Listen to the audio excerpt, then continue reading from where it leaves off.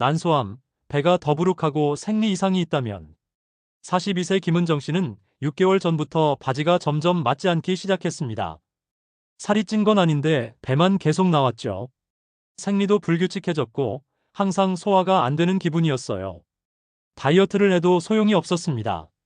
그런데 병원에서 CT를 찍어보니 난소에 거대한 종양이 자라고 있었어요. 이미 복막으로 전이된 상태였습니다.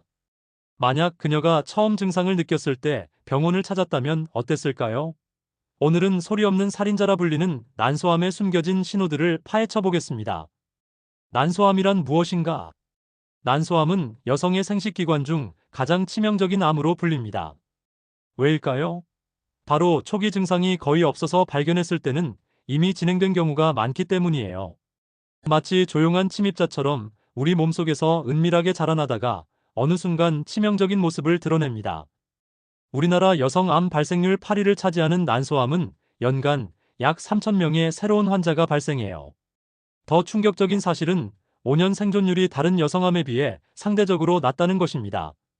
하지만 조기에 발견하면 생존율이 90% 이상으로 크게 높아져요. 37세 회계사 박미란 씨의 경우를 보면 처음에는 단순한 소화불량으로 생각했습니다. 스트레스가 많은 직장 생활 때문이라고 여겼죠. 하지만 3개월 뒤 응급실에 실려가서야 난소암 3기 진단을 받았어요. 복강 내에 복수가 차 있고 암세포가 복막 전체에 퍼져 있는 상태였습니다. 난소암은 크게 세 가지로 분류됩니다. 상피성 난소암이 전체의 90%를 차지하며 생식세포 종양과 성삭 간질 종양이 나머지를 차지하죠. 상피성 난소암은 주로 50대 이후에 발생하지만 최근에는 30에서 40대 환자도 증가하고 있어요. 이 무서운 질병의 가장 큰 문제는 침묵의 증상입니다.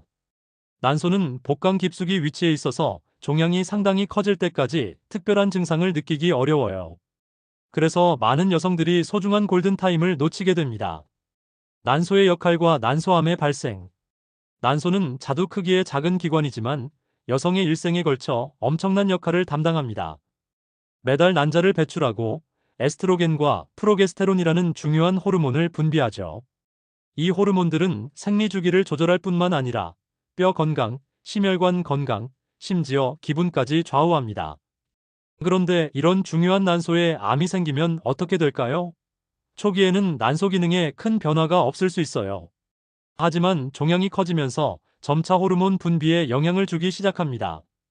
29세 신혼부부 이수진 씨는 결혼 후 아이를 갖기 위해 노력했지만 임신이 되지 않았어요. 불임 검사를 받던 중 우연히 난소에 종양이 발견되었습니다. 다행히 초기 단계여서 수술로 완전히 제거할 수 있었지만 만약 임신을 시도하지 않았다면 훨씬 늦게 발견되었을 거예요. 난소암은 보통 난소 표면의 상피세포에서 시작됩니다. 배란 과정에서 반복적으로 상처받고 치유되는 과정에서 세포의 유전자 변이가 일어날 수 있어요. 그래서 배란 횟수가 많을수록, 즉 초경이 빠르고 폐경이 늦을수록 위험이 높아집니다. 흥미로운 점은 임신과 수유가 난소암을 예방하는 효과가 있다는 것이에요. 임신 중에는 배란이 중단되어 난소가 휴식을 취할 수 있거든요. 또한 경구피임약 복용도 비슷한 효과가 있다고 알려져 있습니다. 난소암의 또 다른 특징은 복막으로 쉽게 전이된다는 점입니다. 난소는 복강 내에 위치해 있어서 암세포가 복강 내로 쉽게 퍼질 수 있어요. 마치 씨앗이 바람에 날려 여기저기 떨어지는 것처럼 말이죠. 배가 더부룩하고 부풀어 오르는 증상. 난소암의 가장 흔하면서도 놓치기 쉬운 증상이 바로 복부 팽만감입니다. 많은 여성들이 이 증상을 단순한 소화불량이나 변비로 오해해요. 하지만 난소암으로 인한 복부 팽만은 일반적인 소화불량과는 다른 특징이 있습니다. 45세 주부 최영숙 씨는 평소보다 배가 많이 나온 것을 느꼈지만 중년에 찾아온 자연스러운 변화라고 생각했어요. 운동도 하고 식단 조절도 했지만 배만 계속 나왔죠. 특히 저녁에 더 심해져서 임신한 것처럼 배가 불러왔습니다. 6개월 후 병원을 찾았을 때는 난소에 15cm 크기의 거대한 종양이 자라고 있었어요. 난소암으로 인한 복부 팽만은 몇 가지 원인이 있습니다. 첫 번째는 종양 자체가 커져서 복강 내 공간을 차지하는 것이에요. 두 번째는 복수가 차는 것입니다. 암세포가 복막을 자극하면 복강 내에 물이 고이게 되죠. 세 번째는 장 폐쇄나 압박으로 인한 것입니다. 이런 복부 팽만은 하루 종일 지속되며 식사와 관계없이 나타나요. 일반적인 소화불량은 식후에 심해지고 시간이 지나면 호전되지만 난소암으로 인한 팽만감은 계속 유지됩니다. 38세 요가 강사 김미경 씨는 직업상 몸매 관리에 민감했는데 갑자기 배가 나오기 시작했어요. 아무리 운동을 해도 배만 들어가지 않았죠. 처음에는 스트레스나 호르몬 변화 때문이라 생각했지만 점점 숨이 차고 허리가 아프기 시작했어요. 검사 결과 양쪽 난소에 종양이 있었고 복수도 상당량 고여 있었습니다. 복부 팽만과 함께 나타나는 다른 증상들도 주의해야 해요. 허리 통증, 골반 통증, 소변을 자주 보는 증상 등이 동반될 수 있습니다. 종양이 방광이나 직장을 압박하면 배뇨장애나 변비가 생기기도 해요. 생리주기와 출혈 이상 신호. 생리 이상은 난소암의 중요한 신호 중 하나입니다. 하지만 많은 여성들이 스트레스나 나이 때문이라고 생각하고 넘어가는 경우가 많아요. 난소는 여성 호르몬의 주요 생산지이므로 여기에 문제가 생기면 생리주기에 변화가 나타날 수밖에 없습니다. 33세 직장인 한소영 씨는 규칙적이던 생리가 갑자기 불규칙해지기 시작했어요. 어떤 달은 2주 빨리 오고 어떤 달은 한 달 늦어지곤 했죠. 양도 예전보다 훨씬 많아져서 밤에도 패드를 자주 갈아야 했어요. 직장 스트레스 때문이라 생각하고 6개월을 버텼는데 결국 난소에 종양이 발견되었습니다. 폐경 후 여성에게 나타나는 출혈은 더욱 주의해야 할 신호입니다. 57세 김정희 씨는 폐경된 지 3년이 지났는데 갑자기 출혈이 시작됐어요. 양은 적었지만 일주일 넘게 계속됐죠. 주변에서는 스트레스나 호르몬 변화 때문이라 했지만 검사 결과 난소암이었습니다. 생리량의 변화도 중요한 신호입니다. 갑자기 생리량이 많아지거나 반대로 현저히 줄어드는 것도 주의해야 해요. 생리기간이 평소보다 길어지거나 짧아지는 것도 마찬가지입니다. 41세 간호사 박은영 씨는 평소 5일 정도이던 생리가 10일 넘게 계속되기 시작했어요. 산부인과에서 자궁내막증이나 근종을 의심했지만 검사상 이상이 없었죠. 하지만 증상이 계속되어 정밀 검사를 받은 결과 난소에 호르몬을 분비하는 종양이 있었습니다. 생리통의 변화도 놓치지 말아야 할 신호예요. 평소 생리통이 없던 사람에게 갑자기 심한 통증이 생기거나 기존의 생리통이 참을 수 없을 정도로 심해진다면 반드시 검사를 받아야 합니다. 복통과 소화불량 동반 가능성. 난소암으로 인한 복통은 다른 질환의 통증과 구별하기 어려워 진단이 늦어지는 경우가 많습니다. 특히 소화불량 증상과 함께 나타나면 위장 질환으로 오인하기 쉬워요. 39세 요리사 이미진 씨는 평생 위장이 튼튼했는데 갑자기 소화가 안 되기 시작했어요. 조금만 먹어도 배가 부르고 속이 더부룩했죠. 위내시경을 받았지만 이상이 없었어요. 그런데 증상은 점점 심해져서 식사량이 평소의 절반으로 줄었습니다. 체중도 빠지고 기력도 없어져서 다시 검사를 받았는데 난소에 큰 종양이 있었어요. 난소암으로 인한 복통은 주로 하복부나 골반 부위에 나타납니다. 둔한 통증이 지속되거나 가끔 찌르는 듯한 날카로운 통증이 올 수도 있어요. 통증의 강도는 다양하지만 시간이 지날수록 점점 심해지는 경향이 있습니다. 46세 교사 정선희 씨는 수업 중에 갑자기 하복부에 심한 통증을 느꼈어요. 너무 아파서 수업을 중단하고 보건실에 가야 했죠. 통증은 30분 정도 지속되다가 사라졌어요. 처음에는 일회성이라 생각했지만 비슷한 통증이 일주일에 2에서 3번씩 반복됐습니다. 검사 결과 난소 종양이 비틀리면서 생기는 통증이었어요. 소화불량 증상도 다양하게 나타납니다. 식욕부진, 조기 포만감, 메스꺼움, 구토 등이 대표적이에요. 특히 조기 포만감은 난소암의 특징적인 증상 중 하나입니다. 평소보다 훨씬 적게 먹어도 배가 부른 느낌이 들어요. 32세 회사원 김유진 씨는 다이어트 중이 아닌데도 식사량이 계속 줄어들었어요. 조금만 먹어도 배가 불러서 더 이상 먹을 수가 없었죠. 주변에서는 스트레스 때문이라 했지만 체중이 한 달에 5kg씩 빠지자 병원을 찾았어요. 난소에 종양이 있었고 이것이 위를 압박해서 조기 포만감을 일으키고 있었습니다. 빈혈과 피로감의 연관성. 많은 난소암 환자들이 초기에 경험하는 증상이 바로 원인 모를 피로감과 빈혈입니다. 이런 증상들은 너무 일반적이어서 대부분 과로나 스트레스 때문이라고 생각하고 넘어가게 되죠. 43세 간호사 최은미 씨는 야근이 잦은 직업 특성상 피로를 달고 살았어요. 하지만 최근 몇 달간의 피로는 달랐습니다. 충분히 잠을 자도 개운하지 않고 계단을 조금만 올라가도 숨이 찼어요. 동료들은 나이 때문이라 했지만 건강검진에서 심한 빈혈이 발견되어 정밀 검사를 받았더니 난소암이었습니다. 난소암으로 인한 빈혈은 여러 원인이 있어요. 첫 번째는 만성출혈입니다. 불규칙한 생리나 과다월경으로 인해 철분이 부족해질 수 있어요. 두 번째는 만성질환성 빈혈입니다. 암세포가 분비하는 물질들이 적혈구 생성을 방해하죠. 세 번째는 영양 부족입니다. 소화불량으로 인해 철분이나 비타민 B12, 엽산 등의 흡수가 줄어들 수 있어요. 35세 프리랜서 디자이너 박혜진 씨는 집에서 일하는 특성상 운동 부족으로 인한 피로라고 생각했어요. 하지만 아무리 쉬어도 피로가 풀리지 않았죠. 특히 오후가 되면 극도로 피곤해져서 일을 할 수가 없었어요. 혈액 검사를 받았더니 헤모글로빈 수치가 8주DL로 심각한 빈혈 상태였고 원인을 찾다가 난소암을 발견하게 되었습니다. 피로감과 함께 나타나는 다른 증상들도 주의 깊게 살펴봐야 해요. 어지럼증, 두통, 집중력 저하, 기억력 감퇴 등이 함께 나타날 수 있습니다. 이런 증상들은 뇌로 가는 산소 공급이 부족해져서 생기는 것이에요. 40세 주부 이정숙 씨는 아이들 뒷바라지로 바쁜 일상 때문에 피로하다고 생각했어요. 하지만 가벼운 집안일만 해도 심장이 두근거리고 계단을 오르면 숨이 헐떡거렸죠. 더 심각한 것은 기억력이 떨어져서 아이들 학교 준비물을 자주 깜빡했다는 것입니다. 병원에서 검사를 받고 나서야 빈혈의 원인이 난소암이었음을 알게 되었어요. 난소암 진단 방법과 검사. 난소암 진단의 첫 단계는 부인과 내진입니다. 의사가 직접 손으로 만져서 난소의 크기나 형태를 확인하는 것이죠. 하지만 이 검사만으로는 한계가 있어요. 특히 초기 난소암은 발견하기 어렵습니다. 가장 중요한 검사는 경질 초음파입니다. 질을 통해 초음파 기계를 삽입하여 난소를 자세히 관찰할 수 있어요. 이 검사로 종양의 크기, 모양, 내부 구조 등을 파악할 수 있습니다. 34세 신혼부부 장미란 씨는 결혼 전 건강검진에서 우연히 난소 낭종이 발견되었어요. 처음에는 기능성 낭종일 가능성이 높다고 했지만 3개월 후 추적 검사에서 크기가 커진 것을 확인하고 정밀 검사를 받았습니다. CT와 MRI를 통해 악성 종양임이 확인되었고 조기에 수술을 받을 수 있었어요.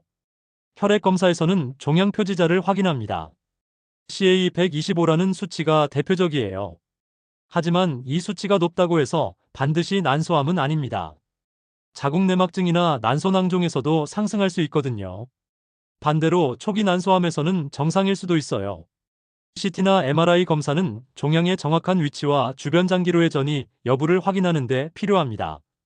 특히 복막전이나 림프절 전이를 파악하는 데 중요한 역할을 해요. PET-CT 검사는 암세포의 대사 활동을 확인하여 전이 부위를 찾는 데 유용합니다. 수술 전 병기 결정이나 치료 후 재발 여부를 확인하는 데 사용돼요. 최종 진단은 조직 검사로 이루어집니다. 수술 중에 종양 조직을 채취하여 현미경으로 관찰하면 정확한 암의 종류와 악성도를 알 수 있어요. 최근에는 유전자 검사도 함께 시행하여 맞춤형 치료를 계획할 수 있습니다. 가족력과 유전적 위험 요인. 난소암의 5에서 10%는 유전적 요인과 관련이 있습니다. 특히 BRCA1, BRCA2 유전자 변이가 있으면 난소암 위험이 크게 높아져요. 이 유전자들은 원래 DNA 손상을 복구하는 역할을 하는데 변이가 있으면 암 발생 위험이 증가합니다. 28세 대학원생 김서연 씨는 어머니와 이모가 모두 난소암으로 돌아가셨어요. 유전 상담을 받고 BRCA1 유전자 변이가 있음을 확인했죠. 의사는 예방적 난소 절제술을 권했지만 아직 결혼도 하지 않은 상황이라 고민이 깊었어요. 결국 정기적인 검진을 받기로 하고 30대에 출산을 마친 후 예방수술을 계획하기로 했습니다. 가족력이 있는 경우 일반인보다 10-40배 높은 위험을 가집니다. 직계 가족 어머니, 자매, 딸 중에 난소암이나 유방암 환자가 있다면 반드시 유전 상담을 받아야 해요. 린치 증후군이라는 유전 질환도 난소암 위험을 높입니다. 이 증후군이 있으면 대장암, 자궁내막암과 함께 난소암 발생 위험도 증가해요. 36세 주부 최미정 씨는 아버지가 대장암, 언니가 자궁내막암을 앓았어요. 처음에는 관련성을 몰랐는데 본인도 난소암 진단을 받고 나서야 가족 모두 린치 증후군이라는 것을 알게 되었습니다. 이후 다른 가족들도 검사를 받고 정기적인 관리를 시작했어요. 유전적 위험이 있다고 해서 반드시 암이 생기는 것은 아닙니다. 하지만 조기 발견과 예방을 위한 노력이 필요해요. 정기적인 검진, 건강한 생활 습관, 필요시 예방적 수술 등을 고려할 수 있습니다. 치료법과 수술의 중요성. 난소암 치료의 핵심은 수술입니다. 가능한 한 모든 병변을 제거하는 것이 생존율 향상의 열쇠예요. 수술의 범위는 암의 진행 정도에 따라 달라집니다. 초기 난소암의 경우 한쪽 난소만 제거하는 수술도 가능해요. 특히 젊은 여성에서 임신을 원한다면 가입력 보존 수술을 고려할 수 있습니다. 29세 신혼부부 김지은 씨는 허니문 중에 복통으로 응급실을 찾았다가 난소암 일기 진단을 받았어요. 의료진은 한쪽 난소와 나팔관만 제거하는 수술을 시행했고, 다행히 다른 쪽 난소는 보존할 수 있었습니다. 수술 후 1년 만에 건강한 아기를 출산했어요. 진행된 난소암에서는 광범위한 수술이 필요합니다. 양쪽 난소와 나팔관, 자궁을 모두 제거하고 복막에 퍼진 병변들도 최대한 제거해야 해요. 때로는 장의 일부나 비장까지 제거해야 하는 경우도 있습니다. 52세 김영자 씨는 난소암 3기로 진단받고 8시간에 걸친 대수술을 받았어요. 양쪽 난소와 자궁, 대장의 일부, 복막의 광범위한 부분을 제거했습니다. 수술 후 회복이 쉽지 않았지만 의료진의 노력으로 모든 병변을 완전히 제거할 수 있었어요. 수술 후에는 항암화학요법이 필수입니다. 카보플라틴과 파클리탁셀의 조합이 표준 치료예요. 보통 3주 간격으로 6차례 시행합니다. 최근에는 표적 치료제도 사용되고 있어요. 베바시주맙은 혈관 생성을 억제하여 종양의 성장을 막는 약물입니다. PARP 억제제는 BRCA 유전자 변이가 있는 환자에게 특히 효과적이에요. 재발한 경우에도 다양한 치료 옵션이 있습니다. 재수술, 다른 항암제 사용, 방사선 치료 등을 고려할 수 있어요. 최근에는 면역치료제에 대한 연구도 활발히 진행되고 있습니다. 정기검진과 조기 발견의 필요성. 난소암은 조기 발견이 생존의 열쇠입니다. 일기에 발견하면 5년 생존율이 90% 이상이지만 3에서 4기에 발견하면 30% 이하로 떨어져요. 하지만 아직까지 난소암만을 위한 효과적인 선별 검사는 없는 상황입니다. CA 125 혈액 검사와 경질 초음파를 조합한 검사를 시도해봤지만 위양성률이 높아서 일반적인 선별 검사로는 권하지 않아요. 대신 위험 요인이 있는 여성들에게 정기적인 검진을 권하고 있습니다. 44세 회사원 박수정 씨는 어머니가 난소암으로 돌아가신 후 매년 부인과 검진을 받고 있어요. 6개월 전 검사에서는 정상이었는데 최근 복부 팽만감을 느껴서 예정보다 빨리 검사를 받았더니 초기 난소암이 발견되었습니다. 정기검진 덕분에 조기 발견할 수 있었고 간단한 수술로 완치할 수 있었어요. 가족력이 있는 여성들은 일반인보다 10년 일찍 검진을 시작하는 것이 좋습니다. 예를 들어 어머니가 50세에 난소암 진단을 받았다면 딸은 40세부터 정기검진을 받아야 해요. BRCA 유전자 변이가 있는 여성들은 더욱 세심한 관리가 필요합니다. 6개월마다 경질 초음파와 CA125 검사를 받고 필요시 MRI도 추가로 시행해요. 35에서 40세 또는 출산을 마친 후에는 예방적 난소절 제술도 고려할 수 있습니다. 30세 직장인 이수진 씨는 BRCA1 유전자 변이 보인자로 확인되어 3개월마다 정기검진을 받고 있어요. 최근 CA에서 125 수치가 조금 상승해서 정밀 검사를 받았는데 다행히 기능성 낭종이었습니다. 하지만 이런 정기적인 모니터링이 조기 발견의 가능성을 높여준다고 생각해요. 일반 여성들도 연 1회 부인과 검진을 받는 것이 좋습니다. 특히 40세 이후에는 경질 초음파를 포함한 검사를 받아야 해요. 증상이 없어도 정기적인 검진으로 우연히 발견되는 경우가 있거든요. 건강한 생활 습관과 식이요법. 난소암을 완전히 예방하는 방법은 없지만 위험을 줄이는 생활 습관들이 있습니다. 가장 중요한 것은 규칙적인 운동이에요. 주 3회 이상, 30분 이상의 유산소 운동은 난소암 위험을 20에서 30% 줄일 수 있습니다.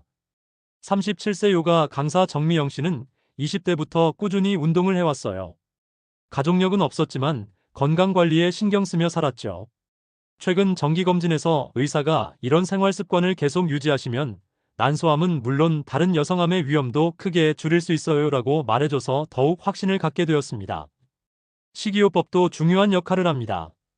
항산화 성분이 풍부한 과일과 채소를 충분히 섭취하면 도움이 돼요. 특히 브로콜리, 양배추 같은 십자화과 채소와 토마토, 베리류 등이 좋습니다. 42세 영양사 김혜진 씨는 직업 특성상 균형 잡힌 식단을 유지해 왔어요. 하루에 5가지 이상의 다양한 색깔 채소를 섭취하고 가공식품은 최대한 피했죠. 견과류와 올리브오일 같은 좋은 지방도 적절히 섭취했어요. 최근 건강검진에서 모든 수치가 정상이었고 의사도 이런 식단이면 암 예방에 큰 도움이 될 것이라고 말해줬습니다. 금연과 절주도 필수적입니다. 흡연은 여러 암의 위험을 높이며 과도한 음주도 호르몬 대사에 악영향을 줍니다. 특히 젊은 여성들의 흡연율이 증가하고 있어 더욱 주의가 필요해요. 체중 관리도 중요합니다. 비만은 에스트로겐 수치를 높여서 난소암 위험을 증가시킬 수 있어요. 특히 복부 비만은 더욱 위험합니다. 스트레스 관리도 빼놓을 수 없어요. 만성 스트레스는 면역 기능을 떨어뜨리고 호르몬 균형을 깨뜨릴 수 있습니다. 명상, 요가, 취미 생활 등을 통해 스트레스를 효과적으로 관리해야 해요. 이상 증상 발견 시 빠른 전문의 상담 필요. 지금까지 난소암의 다양한 증상들을 살펴봤습니다.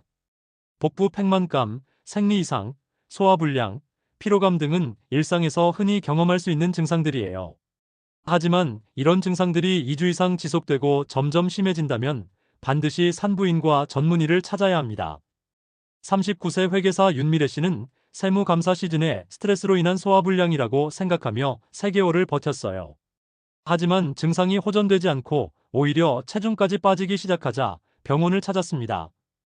왜 이렇게 늦게 오셨어요? 라는 의사의 말에 후회가 밀려왔죠. 다행히 2기 초반이어서 수술과 항암 치료로 완치할 수 있었어요.